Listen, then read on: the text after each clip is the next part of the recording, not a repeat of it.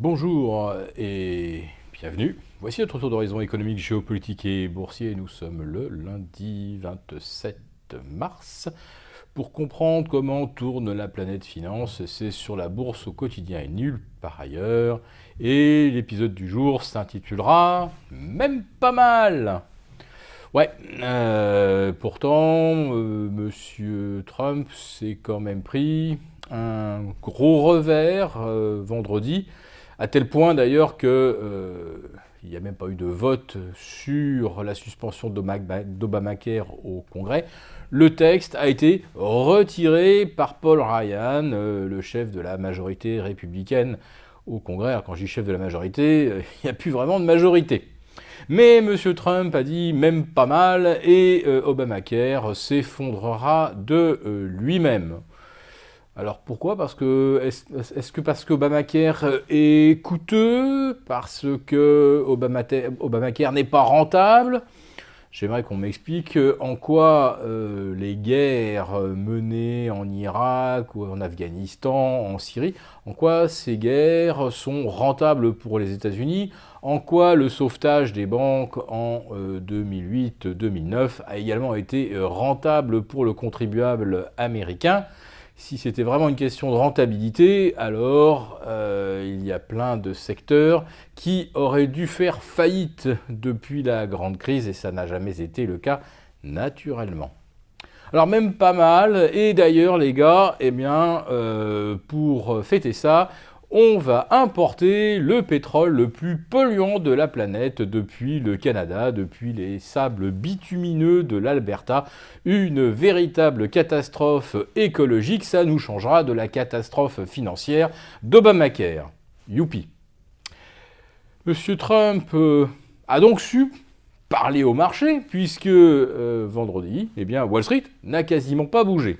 Alors aujourd'hui, ça sera peut-être pas la même musique. Mais enfin, sur le coup, on semble finalement apprécier que M. Trump se lance dans de nouveaux projets, dont celui concernant la réforme fiscale. Mais va-t-il trouver, là encore, une majorité pour voter des modifications qui vont creuser les déficits de façon abyssale ?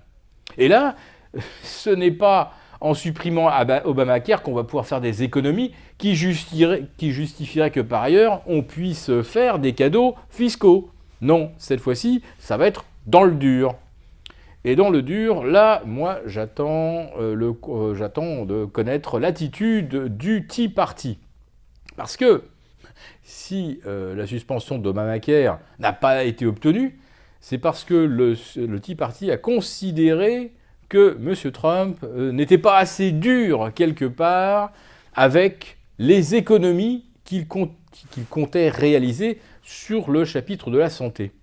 Alors, si les membres, on va dire les plus conservateurs et les plus libertariens du Tea Party considèrent déjà que M. Trump n'a pas fait assez pour réduire les déficits avec Obamacare, comment pourrait-il laisser passer des cadeaux fiscaux qui vont encore alourdir, aggraver le déficit américain ?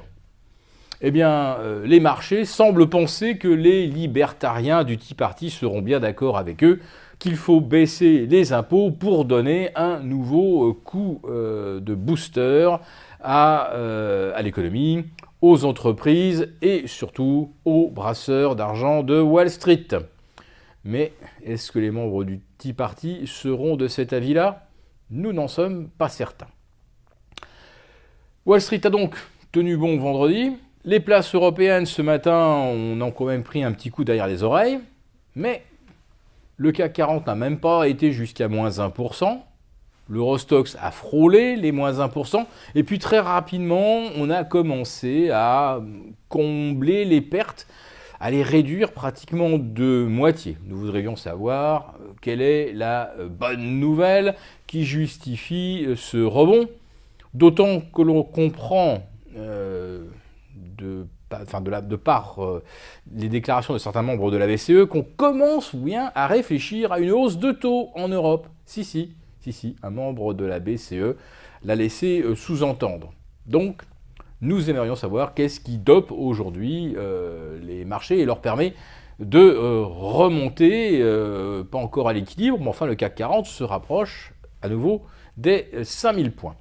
En tout cas, ça permet d'éviter la cassure des supports.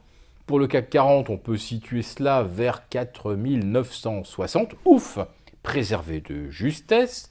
Sur l'Eurostoxx, on préserve les 3004. Ouf, là aussi, un support préservé de justesse. Et puis vendredi, je crois, nous vous annoncions que ce qu'il fallait vraiment surveiller de très près, c'était l'indice du dollar contre les autres devises. En fait, c'est le panier de devises, des autres devises dites de réserve. Cet indice a pour nom DXY. Nous vous disions que si on cassait les 99, ça commencerait à sentir le roussi.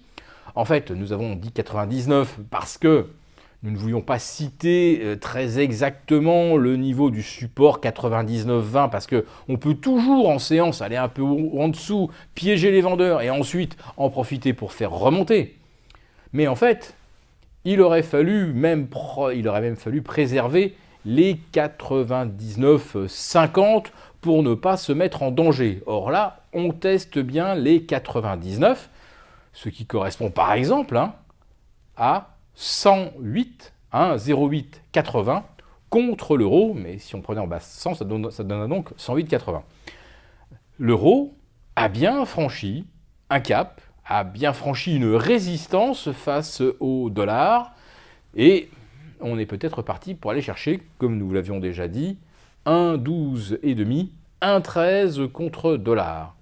Et le désordre monétaire, c'est exactement ce dont les marchés n'ont pas besoin, c'est exactement ce qui pourrait commencer à les déstabiliser. Mais si on regarde le VIX, pour l'instant, on est encore loin de la panique. On est repassé ce matin au-dessus de 13, on venait de 12,30 jeudi dernier, c'est-à-dire pratiquement d'un plancher historique. Donc là encore, les niveaux techniques atteints par le VIX n'indiquent pas une situation de stress pour les marchés. Néanmoins, en refranchissant les 13, le VIX décrit ce qu'on appelle une figure en U et semble parti pour aller rechercher peut-être 18, ce qui constitue une sorte de niveau médian sur les 2 dernières années écoulées. Et sur le dollar, si on ne sauve pas les 99,20 ce soir, on est bien parti là pour une correction moyen terme et qui devrait envoyer l'once d'or, cette fois-ci largement au-delà des 1250. Évidemment, pour vous qui détenez des actions, restez couverts.